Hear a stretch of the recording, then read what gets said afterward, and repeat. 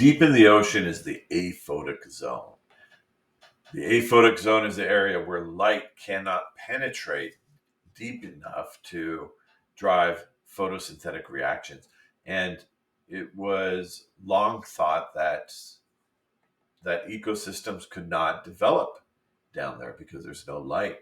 But in 1979, biologists discovered very, very lush, active ecosystems around volcanic vents on the deep ocean floor where there's no light for photosynthesis. In fact, not only is there no light, but there are a lot of chemicals uh, that if they were on the surface would make it very difficult for life to exist because they're right at the point where a volcano vents off into the ocean, or where volcanic gas vents into the ocean.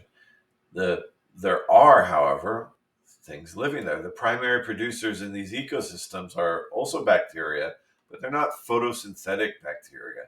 They're bacteria that harness chemical energy from inorganic molecules such as hydrogen sulfide.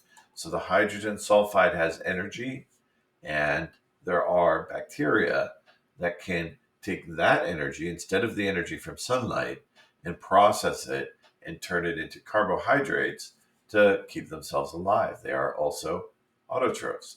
These bacteria, so instead of photosynthesis, these bacteria perform a process called chemosynthesis. Chemo meaning chemical.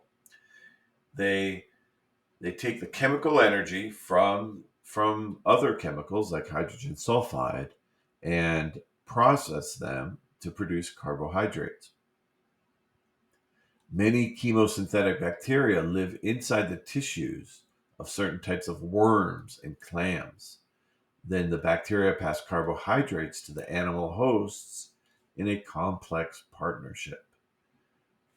Now we know that chemosynthetic primary producers are much more common than we ever realized, and they live in many more environments than anyone expected. They're not just at these volcanic vents. Some of them live in harsh environments like deep sea vents or hot springs.